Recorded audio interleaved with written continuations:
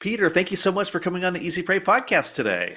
Thank you, Chris. I appreciate the opportunity. It's great. I'm looking forward to this. Can you give my audience a little bit of background about who you are and what you do?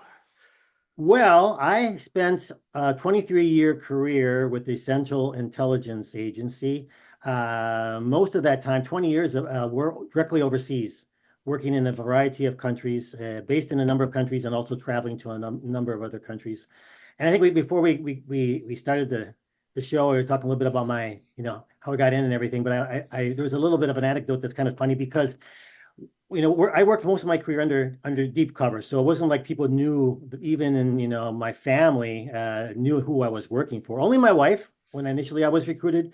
My three children didn't know until they were about 17 or 18 years old. But before I went to my first overseas post, the CIA said, we want you to inform one of your family members stateside. In case there's ever an emergency, we can contact them and they know this is not some kind of scam, right? Yeah. So I decided to tell my father, very patriotic man, and I thought he's going to be very proud of me. And so he's a farmer in central Wisconsin, and I went up for a weekend. And I said, Dad, I need to talk to you about, kind of like who I'm working for and why I'm going overseas. And he listened attentively. And then when I finished, he said, look at me in the eyes, and he said, son, I wish you wouldn't have told me.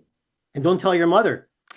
And I was kind of like really shocked. And it wasn't because he was, like against it. He was just like, a lot of people don't really understand what the CIA does. And he was thinking about, the things they maybe hears about or sees in movies, and that it's very dangerous. And I said, Dad, don't worry, everything's going to be fine. And so he kept that secret until about two years before he passed. He passed when he was 96.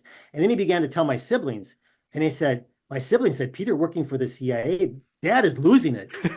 What is going on? Can you imagine Peter working for the CIA? I think maybe he knew his time was getting shorter, maybe, and he wanted to make sure someone else knew. I don't know. But in any case, it wasn't until I almost, retired that I decided to come out into light and I was able to share the fact that I worked for the agency and try to use some of those skills that I learned, for helping organizations today. I set up my own consultancy firm, Counterintelligence Institute. So we focus on how to help organizations understand, what are the threats out there? Who are the threat actors? What type of information are they trying to steal when they try to breach the organization? It's not always through the IT network. There's a lot of other ways that organizations can be breached to take, most likely, the information. And then also working with individuals, because it's not only companies themselves, but it's usually the individuals that's the gateway into a breach into a company. And there are also individuals who are very vulnerable, in their own right, and stand to lose a lot of money due to a variety of different, frauds and scammers that use a lot of the same methodology Yeah. that we're going to talk about. So, was it hard to maintain kind of this? I'm always curious about people who worked in this vertical. uh, You uh, call it that? like, was it hard to maintain this kind of dual life of here's what I'm really doing, but here's what I have to tell people I'm doing? At first, At first, I thought it was going to be really difficult because, I grew up in a home where you don't lie, right? Even white lies. I mean, yeah, white lie maybe, but so you tend to be very honest, and it's also, I think, very difficult for my father because people would ask my father, what is Peter doing, and it was really, he felt really bad with not being able to tell the truth. For myself, I think I just came accustomed to it, and you have that dual, it is really weird, and you're able to segregate, what your real part of your life with what your is fictional part of life, and I guess for me it just became important to know, well, I'm doing this, I'm lying, I'm doing the work I'm doing for a greater good, at Hmm. least in my eyes. It's for a greater good of trying to, help my nation, help my country, right? That was the ultimate goal. So I felt that it was justified, put it that way.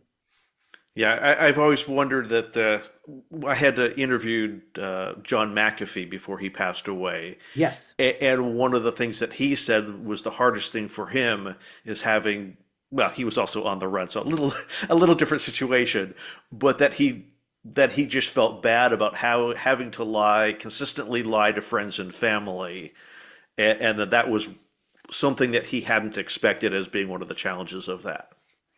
I mean, you don't know what is going to be the result later when they do find out, and fortunately, in my case, when I told my children, they were surprised, of course, but they thought it was pretty cool. Um, when I told my siblings, I mean, they all said, now things make sense, right? Because this is some of the weird things that you were doing. We didn't know how you were moving from country to country and doing different type of things. And your resume looked awful. But then it started to make sense. And I mean, even a number of the individuals who I recruited as sources and with whom I've maintained contact, at least had more contact with in these last few years, found out, of course, who I was with, the organization I was working for when I recruited them, and didn't realize it until afterwards. And even I think they were very shocked, and they probably go through a mix of emotions. Yeah. Wow, he lied to me or whatever, but they realized that we had a true friendship, and we still do. So um, so it's sort of a most people will understand. Some kids of agency officers might go, might take it the wrong. I mean, might not accept it. Might be Yeah. really, really upset. Might feel like you lied to me all these years. I think if anybody would like to see what that kind of life is like, look at the Americans, right? The series, at least the part of where the children, find out what their parents were doing, who they were really working for. I mean, it can be a real eye opener Yeah. uh, for children. Were you out of the CIA when you told them that you worked for the CIA, or were you still there?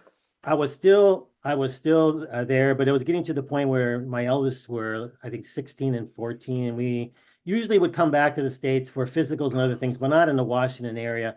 They wanted us to come back to the Washington area. They even wanted to have a psychologist, just a routine visit with the kids. And I'm thinking, my kids, they're going to say, this is really strange. So I had my wife stay with the youngest one in another hotel room. She was just too little. And I told the older two, and I would say, I want to tell you who I really work for. My daughter was going, yeah, Dad, stop joking. And my son was quiet, but his eyes kept on getting wider and wider. And then finally he said, it all makes sense to me now, right? Because my friends would say, maybe he's always traveling, doesn't seem to have colleagues at work. And, maybe he's a money launderer, a drug dealer. And my son was thinking, I don't think so. And my daughter just thought, I was joking. And finally they both realized this is so cool. And my youngest daughter, I told probably 2 years before I left, I was in the DC area and they have a family day at Langley. So I said, hey, you want to find out where I work? And she thought I was going to take her to the State Department. She thought this is going to be boring. When we drove onto Langley and she saw this. So, you work here, and we went directly to the seventh floor of the new building, and that's where the director was. And I took her in to see the director, and that was Director Hayden. Okay, Hmm. and I said, Director, this is my daughter. She just found out who I work for today. And he grabbed her hand, I got in a handshake like this. And he said, young lady, welcome to our family. It was so cool. It was so neat. I love hearing about stories of this stuff. So you definitely had a skill set that you had to cultivate in order to oh gosh, I don't want to say manipulate people, to interact with people and get It's them to do things manipulation. that It's you wanted okay. them to do. What were some of the skills that you had to learn? Well, I think some skills were natural and other ones were learned. One of the big skill set is the art of elicitation, and that some people naturally have that, other people can learn and develop that. I think for me, it was a combination. You're able to have a conversation with somebody, and it appears to be just a casual conversation. Maybe you meet somebody, at a bar. Maybe you're meeting them, and you're sitting next to them on an airplane, or you're at the fitness center. You just strike up a random, what appears to be a random conversation, and you move that conversation around because you have certain objectives, and it could be twofold. You might want to get some information, learn some information that this person has access to in their company, right? You might want to learn some sensitive information regarding this individual's company, or you might want to learn about this individual as a potential target for recruitment because of the work that that person does, the organization that they are affiliated with, and the access to intelligence information that we might want to collect. So there's a lot of different techniques within elicitation, but they're typically about 11, and we just move the conversation around to try to get at specific bits and pieces of information. And it's important for us to, we ask that question or we make a comment and we try to get that individual to also comment on something. And then we just shut up and we listen and we collect that information and we move it around. And, maybe, we'll try to get follow-up conversations with this person. We try to get a hook into them. You try to develop a social relationship with them because we might have a pretext. Maybe we have a pretext for why we actually call them up to get together for XYZ. It could be for business. It could be for something else. And then we want to get the hook into them so we can have repetitive meetings with them. And so we're using a solicitation. We're gaining trust with them.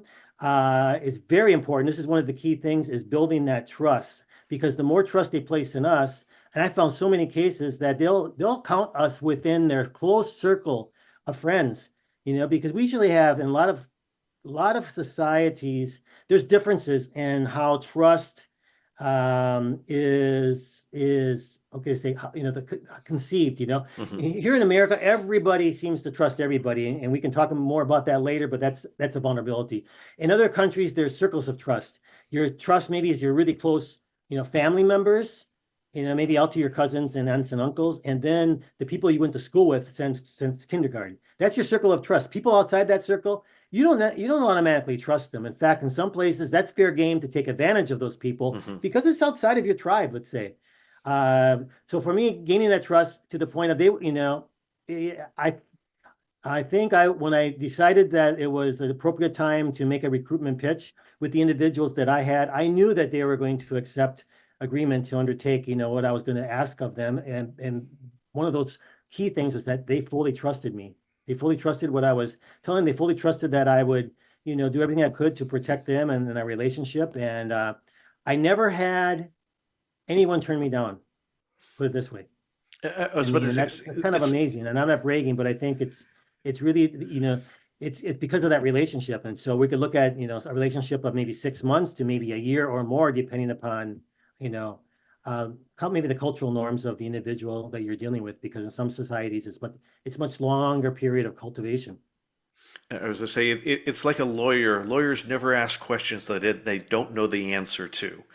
Yeah, And so you exactly. kind of And yeah, knew. exactly. I mean, there's always a few curveballs that could come, into place, but you pretty much know, that this person is going to accept. You might even do a few little minor tests along the way, asking for information that maybe is quite sensitive, and if found out that they provided it, could be bad for them, right? In the sense of losing their job or, something worse.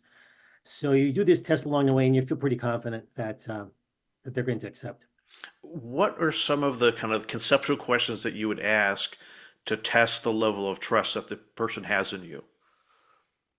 Well, first of all, I mean, when I like to develop the relationship and really get to know an individual is that maybe the first place that I meet them is going to be in their office. Okay. And I can learn a lot about them in their office, look at what their office looks like, the awards, the degrees they have on the walls, artwork, pictures from their children. You can learn a lot and how they engage with other coworkers. They don't like to meet with them in their house.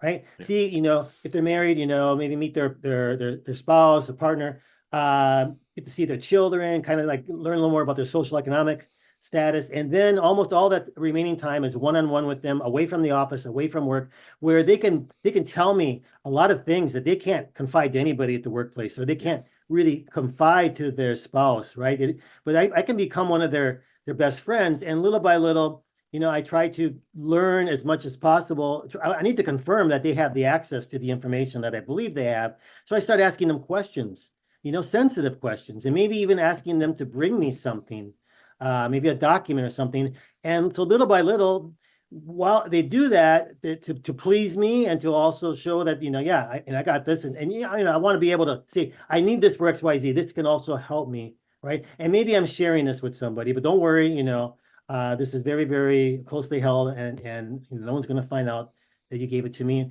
And so these little tests along the way, and you see that they're cooperating with you, and you can turn this now into something even bigger, because you have, I've learned that maybe, you have some financial challenges up ahead. Your kids, you want to send your kids to good universities, or, you want to be able to move up in your career, and there's some things that I can do for you or help you with that help you move up in your career. There's a lot of different motivations or needs that people have. And so it's not only the motivations, there's also vulnerabilities. Hmm. There are people, there's a lot of different vulnerabilities. The number one is going to be financial financial again. It's not having money, lots of money. It's going to be financial duress, not knowing how you're going to pay next month's mortgage or next month's rent. And that can be gut wrenching. That causes a lot of problems. People, couples separate, they divorce, and people begin to, drink and, take drugs. So that's a big one, and a vulnerability that we can, leverage. Let's say we want to try to help. I mean, it's got to be a win-win. Typically, it's not like other intelligence services who will blackmail, coerce people, because the Russians will do this and a number of other ones. I'll be honest with you.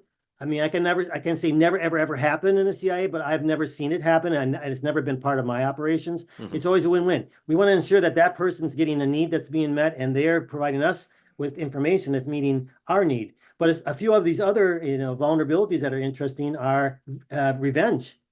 There are people that despise the place where they work, they despise their supervisor, they despise their, the owner of the company. They're there because they need a salary, right? But if you give them an opportunity to get back at their employer, they'll likely take that. Or there are people that have strong egos, and if you say, I don't think nobody could do that, you wouldn't be able to accomplish that. And they said, yes, I can. Of course I can. And I'll show you. I mean, it's like the only what buttons to push, right? And so there's a lot of people that can get involved, especially, the term asset, people that will work for us. And ego sometimes is part of this. So it's psychology is a very, very important tool or element here within the world of espionage. When we talk about, dealing with people, recruiting people, it's a core discipline that we need to learn and nurture along the way. And so that's why I think it's also how we can use these type of things today, and understanding whether we're individuals or whether we're companies, we want to protect ourselves. What are the ways that different threat actors are going after or can go after you using some of the same methodology. That's why I really liked, no longer in that game, of espionage, but being able to try to educate people regarding that this stuff is out there, and anybody can be targeted, right? You don't have to be in some position of having access to classified information to be a target. No, not at all. There's a lot of other common people that can easily be targeted. So, do you see that happening a lot in the U.S. of like people being not necessarily targeted by agencies, but by individuals or companies that just want to know more about their competitors? Is that kind of something that happens? Oh, absolutely. I consider, when I say threat actors, a lot of times people think criminals, right? If you look at that, that organizational, that pie chart, where are the threats coming from? Criminals is like a good 80%, right?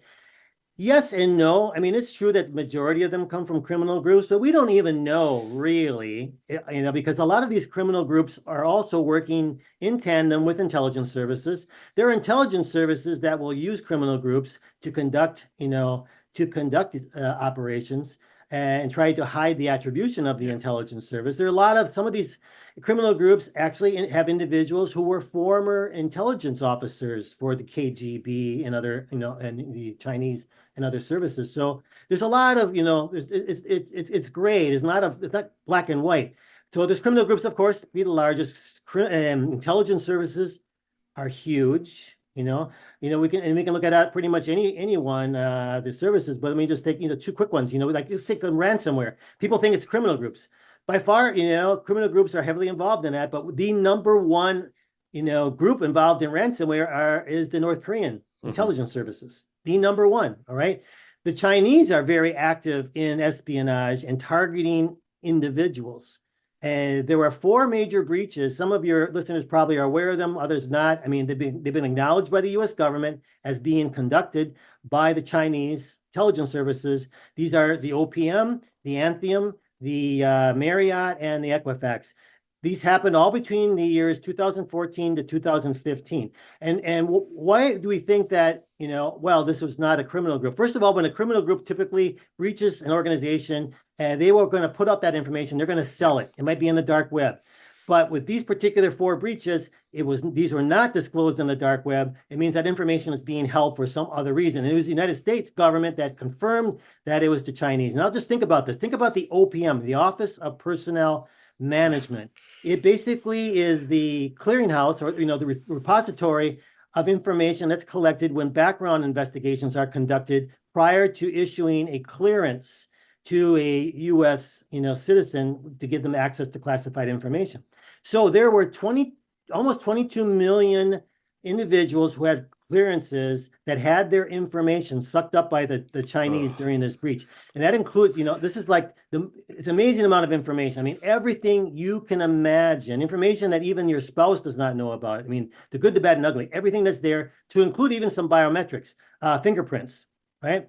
I was part of this breach. I mean, my wife and I know a lot of other people, and all we got was basically, sorry, we're going to provide you with credit monitoring or identity theft protection for a year. Yeah, thank you very much, for free, right? So that, think about all that information that's being held. Then we have the Equifax breach, about 150 million Americans, and all, think about all your credit information, right? Then think about Anthem, which was like 78 million. And that's a healthcare provider, right? Yeah. All that information. And then Marriott, to include all the information that these hotels, international hotels, collect on you when you're traveling, especially if you're part of their rewards program, to include your passport, right? So why would the Chinese want this? In my opinion, no one really talks about this very much, but in my opinion, they want this information to be used when they want to target individuals who would be of interest to them as potential intelligence sources, or individuals who they could recruit and manipulate into becoming agents of influence, right, against the U.S. government. So it's a huge area, and a lot of people aren't aware of it. And I'm sure the Chinese are continuing to look for ways to collect information on people, right? So that's a big swath. That's, if you look at Equifax, you're already looking at maybe almost half the U.S. population, right? So we got criminal groups, we got intelligence services, we got industrial competitors, that will also collect, information to try on their competitors. You got activist groups that will also try to collect information so that they can try to, damage the reputation of companies. And, what all of these have in common, and the methodology they're using, is they're first of all going to collect as much information as they can, open source. Open source means things that you can find on the web, right? Yeah. On the internet. Before internet, we go to the library, right? But now there's so much information available, and so you could have somebody in Beijing in a Starbucks with a laptop and targeting the organization that you work for. And it's so much information that can be collected. But one of the most important areas is going to be identifying potential insiders in your company that they can target. People, whether they're employees or contractors, people that have regular unescorted access into the facility, or access onto the IT networks. In the day when I was out in the field, this was not so easy. We got maybe an organizational chart. Maybe they had pictures, maybe they didn't. Maybe they would have a name and maybe a title. We had to maybe imagine who was who, what was their area of responsibility. Now, number one go-to place for everybody, including intelligence services, criminal groups, LinkedIn platform. Yeah. Huge, right? There's over 1 billion profiles on LinkedIn, and we can easily do a search and find right away. We can develop a list of preferred candidates based on LinkedIn, and then we can use the rest of a lot of other social media platforms to collect that assessment information, that motivation, those vulnerabilities that I talked to you about. That developing that one-on-one relationship with took time, but using what the internet and social media.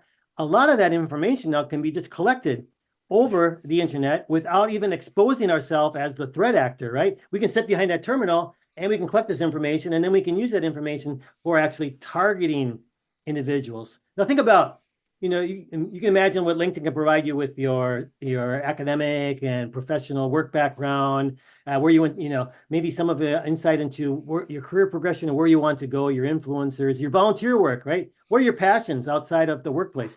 Go to Facebook. A lot of your listeners are on Facebook.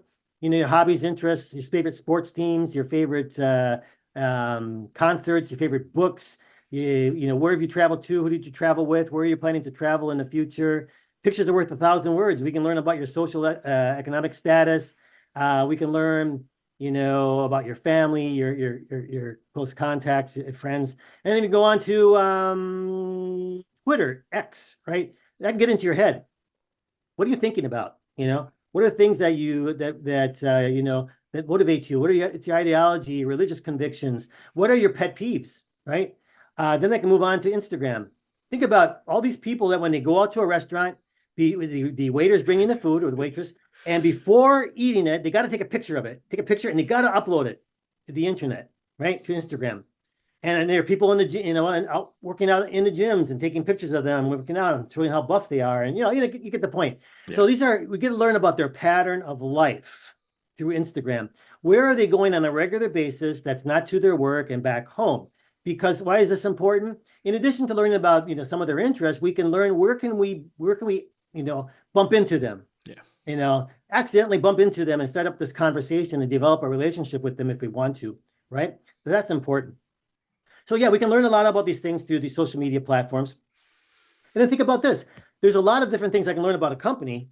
And I'm not going to, we can spend hours about that, but it's a simple tidbit, Glassdoor. Glassdoor, most people are familiar with it, and that's the place you can go to learn about what's it like to work for a particular company, right?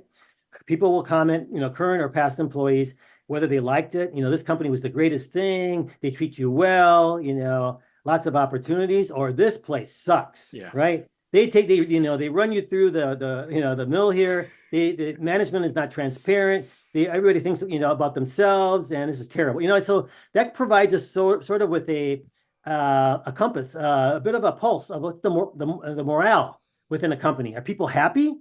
If people are happy, they'll typically be loyal to their companies. If people are not happy, they're much more susceptible to being recruited and working against their company, or working, for themselves, even if it's to the detriment of the company. What do I have to give? The company's not really taking care of me.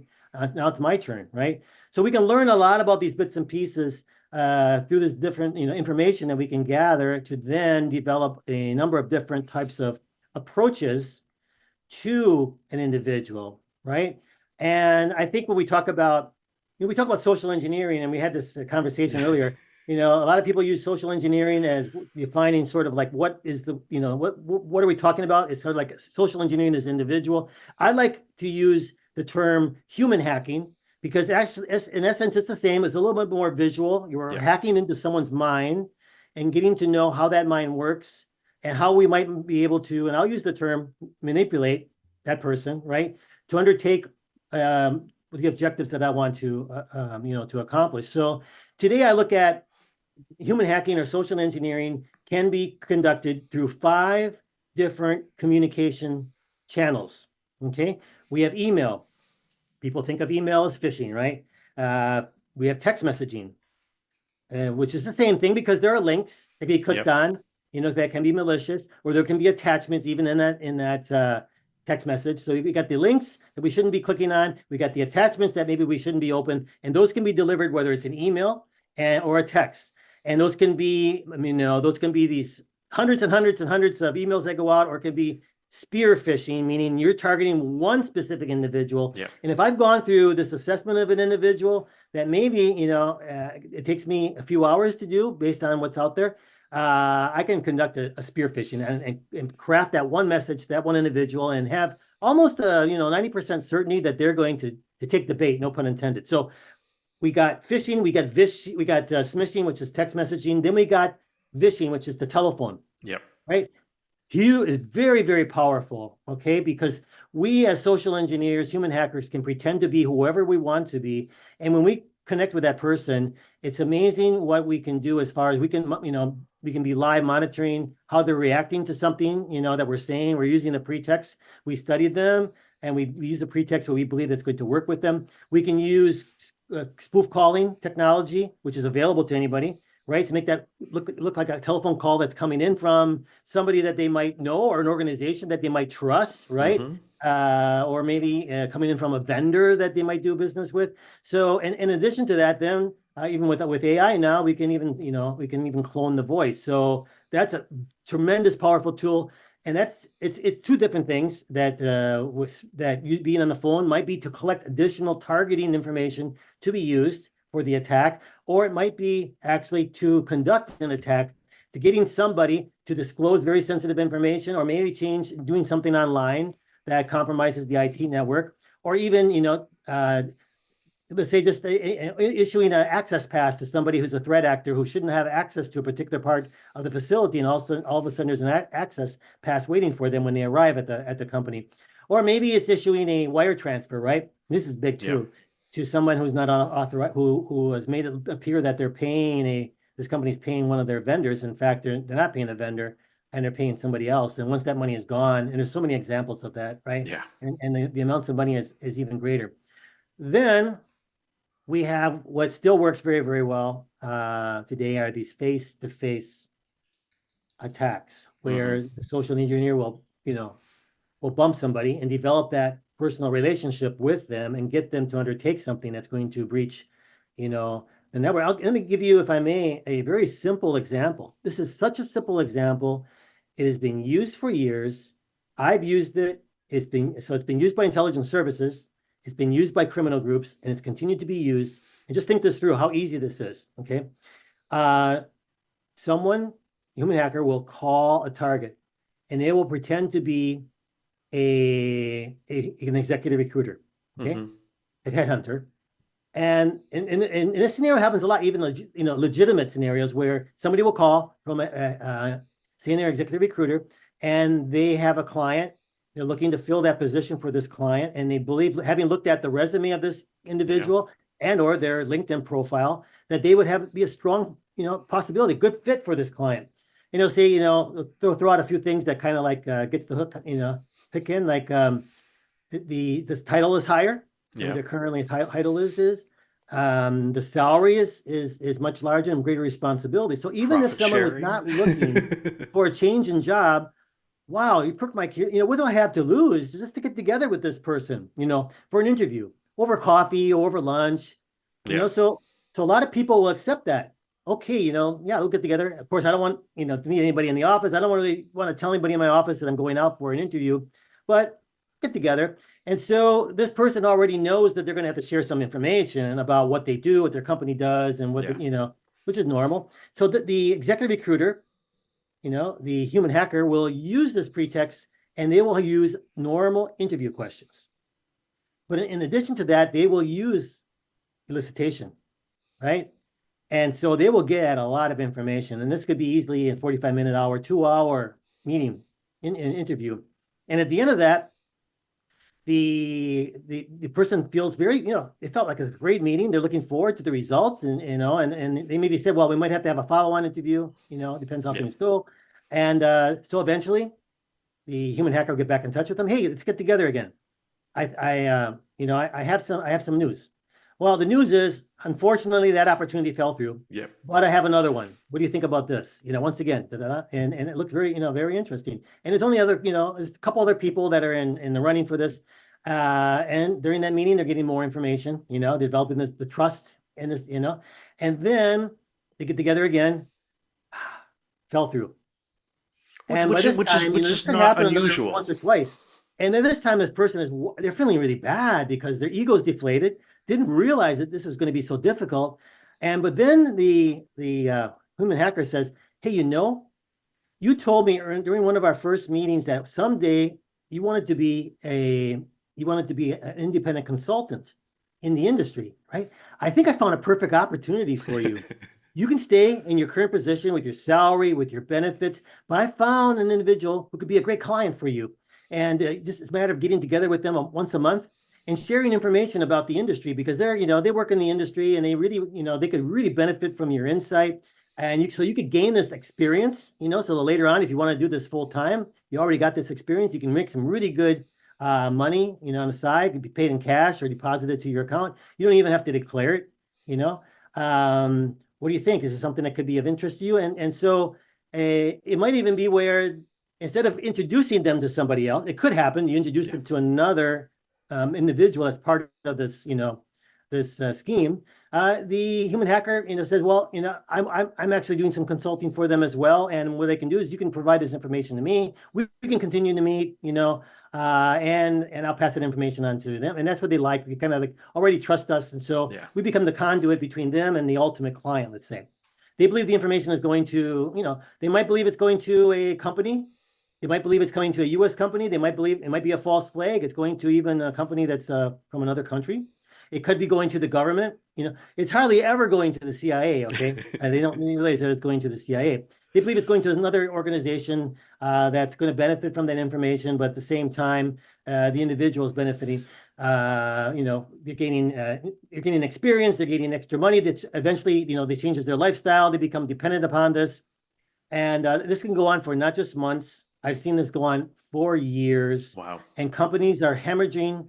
Companies as well as organizations are hemorrhaging information and do not know it because it does not appear as a normal breach of the networks, right? So we got to get away from the silo approach that all, the threats are coming through, and come through the IT network, right? Yeah. That's where we're going to get breached. No, that a lot of them are, but there's a lot of other ways that, if we want information regarding, if we're targeting your company, there's a lot of different ways that we can do it. And to me, that's a very simple approach, very simple and effective, right? Yeah. So when I try to talk to companies, I say, listen, you got to understand that this approach is out there. It doesn't mean that you need to tell your employees, don't interview. I mean, you don't want to create that, but you have to make them aware, right? If you're going to interview with another company or with an executive recruiter, you need to verify that they are legitimate before you go into that interview or before you go beyond that interview, right? Because this is a type of approach that's very effective. So that's why we need to, educate the organizations as well as the individuals. And so I came out, I think I mentioned, I came out with a book when I first started my company, because I started my company 2 months before COVID hit. What a great time, right? There was like everything just shut down and it was like the worst time, but I always wanted to write a book and that was the perfect time. So I wrote my book and then I had to get it approved through the Publication Review Board of the CIA. There's people that haven't done that and got into a lot of trouble. So I sent it in. Unfortunately, almost the entire book was approved. It came back, maybe 8% was redacted, and I had to go back a second time. It was approved, and it's called Confessions of a CIA Spy: The Art of Human Hacking, and it's geared more for organizations, but individuals can learn a lot about it. And then I decided I wanted to come out with another book instead of just for companies, organizations. I wanted to be geared more for the demographic that's most vulnerable to human hacking, from scammers and fraudsters. And that's our seniors. That's our elderly population, right? Who are just, it's amazing how victimized they are. And of course, there's the resources out there, but so few people are aware of it. And it's a population that's vulnerable because, first of all, they tend to trust everybody, right? They were brought up in a time and where you trust everybody, until they prove maybe to you that you shouldn't. And they tend to, tend to have money. They have wealth compared to a 20-year-old. Yep. Who's going to be more interesting of a target, a 20-year-old or a 65-year-old or a 70-year-old, right? And they tend to be lonely. They like engagement. If someone, approaches them, whether in person or on phone or, via text, they like that they welcome that opportunity to have that engagement. And they're not necessarily technologically savvy. Some are. But a lot of times, one of the biggest scams are these technology scams, right? Yeah. The tech scams. So people, all of a sudden, they use a lot of different influence techniques, and a big one for them is fear, right? I've identified a real big problem you have. Your system's been hacked, or you haven't paid these taxes, or the IRS is coming after you. So they use this fear to then get you to react without thinking things through, but then to react, and most of the time it's sending money, right? Yeah. And so these individuals are so victimized. So then that's why I came out with my second book, Why Are You Messing With Me, right? And it focuses a lot of these different types of threats that scams that seniors, fall prey to. And these books are resources as well. So if anybody's interested in them, you can find them on Amazon under my name. So we'll make sure to link to those in the show notes so people can find them super easy. What are some of the ways that people can spot some of these techniques being used on them? Well, I think today, and I used to say you got to be so careful about what information you're putting out there, right? And you still do. Yeah. But even if you're putting information and you say, well, you want to have privacy settings, but even, if you're putting sensitive information on Facebook or another platform, you have privacy settings, those platforms can still be hacked. That information can still be had. Most of us, not all, I think I've been been victim of maybe 5 or 6 or 7 major data breaches. And so my PII, personal identifier information is out there, and almost all of your listeners, that information is out there. So I think we have to work now from more of a defensive, stance, that the information is out there, can be collected, and we can be targeted. So how do we prevent ourselves from falling victim to that targeting attack. It's going to be not when we reach out to somebody to try to get information or look at some product or service. It's going to be when someone contacts us, whether it's through email, text messaging, voice, a phone call or in person. That person is approaching us, and it's not that we got to, and they're giving us some kind of story, right? Could be Yeah. legitimate or it might not be. And so it's not that we got to be paranoid regarding everything. What we need to have is a healthy sense of paranoia that we need to, if they are asking us of something, Hmm. and if those individuals are fraudulent, right? If it's sensitive information they're asking for, right? Or if they're asking us to maybe send them money, right? And if it's fraudulent, this can have dire consequences for me or my family or the company I work for. That's when we got to step back and not automatically undertake that action. We need to step back and verify that this is a legitimate request before trusting it. A Yeah. lot of people throw out this term trust and verify. No, I mean, even President Reagan, former President Reagan used that a lot. And it's actually a Russian phrase, right? Trust and verify. In today's digital world, it's too late. It is too late. You can't think that way. You got to think that we need to verify, then trust. Hmm. And if we do that, that simple 3-word phrase, if we follow that, it'll save us from probably 95% of any attempts to try to successfully victimize, target us. And Just that phrase. the verification is a little bit more complicated than it used to be, at least perceptually. It used to be that when the number on the caller ID was our bank, we would take that as a point of trust, but now we can't use some of the historic pointers for trust anymore or verification. No, that's very true. I mean, especially with AI, you have to go back and you have to kind of like do other types of Google searches to see, if this person show up and I mean somewhere else in Google and not just on LinkedIn Yeah. because that profile. Hey, LinkedIn, there's a billion profiles and there's about 15%, 150 million of those profiles are fake. Oh, So don't take anything if it looks like a legitimate LinkedIn profile. You got to still verify that if you don't know that person, verify through some other searches about whether or not that person really exists, because it's the world. And with AI, I like to say a lot of times, we're living in a world with fraudsters now. They're using AI, AI like steroids because yeah. they can use a lot with this. And a lot of people think, well, we're going to have AI tools to help us unmask AI fraud. This is true. And a lot of people, a lot of companies now have money and are beginning to invest in some of these tools. But your common person, you and me, do we have money to buy these tools for ourselves? Especially, do the seniors have money to buy these tools for themselves? No, they don't. I mean, and a lot of these things that are out there that people think are great, that we hear about this cloning of the voice. Yeah. You'll hear about, ChatGPT, but a lot of these things that are legitimately offered by AI companies have guardrails, right? There's a certain amount of ethics and laws, and hopefully those increase, but that you can't use ChatGPT, because I know a lot of your audience is probably Yeah. familiar, to do a search and do scraping of the entire internet to collect all this information, even though the technology is there.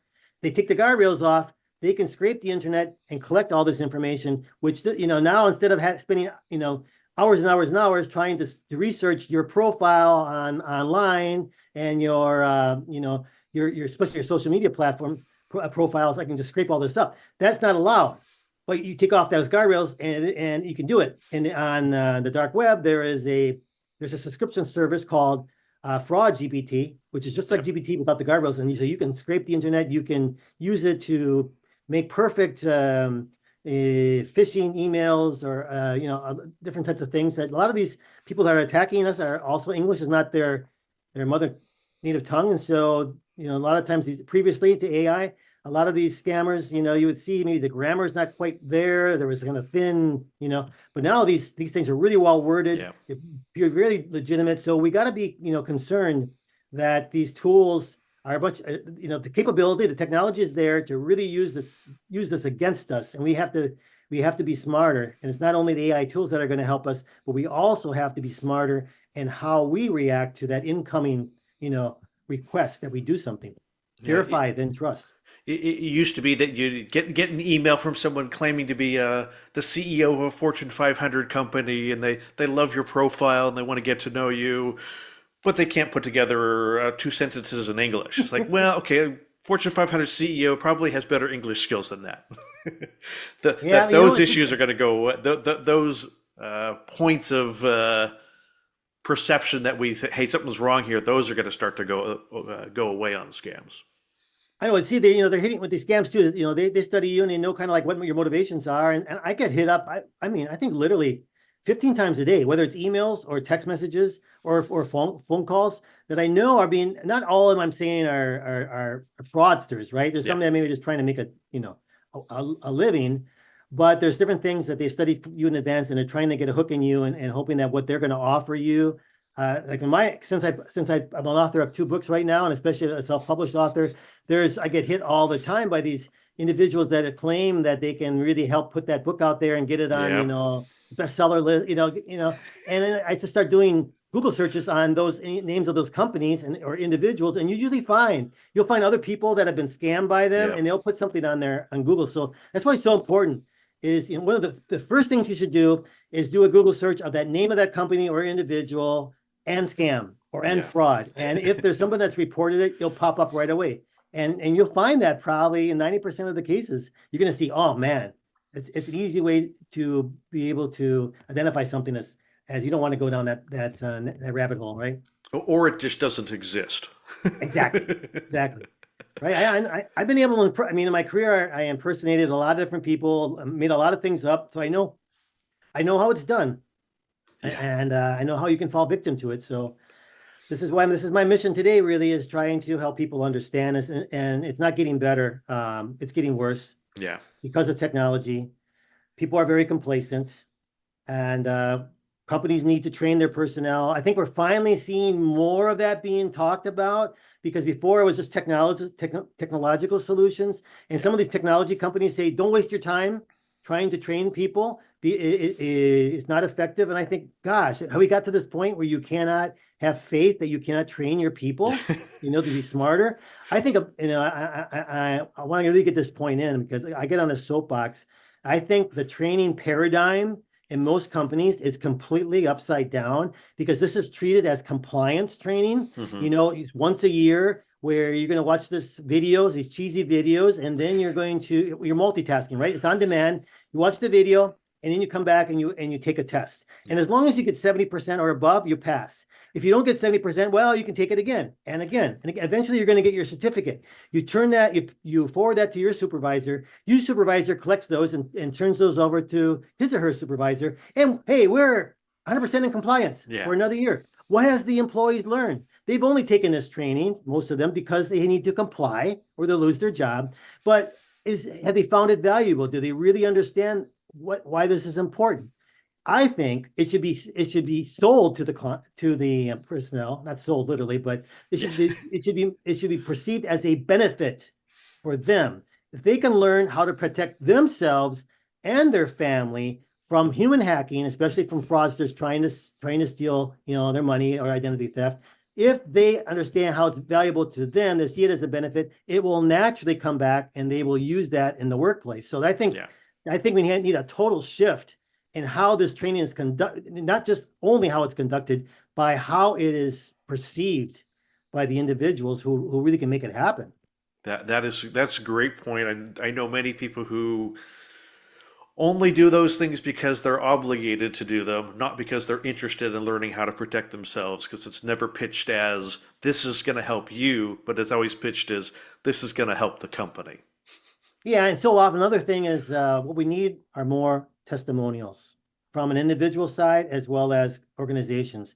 I can understand a lot of companies when they get hacked. I mean, there are times when they got to report it. Yeah. We're not going to go into that, right? There's certain laws that they have to abide by, state or federal, whether it's a public company or not, where they might have to by law report the breach. If they don't have to report it by law, a lot of them are not going to want to report it, right? Because it can seen as hurting their reputation and all these different things. I understand that, or maybe opening up to litigation and other things like that.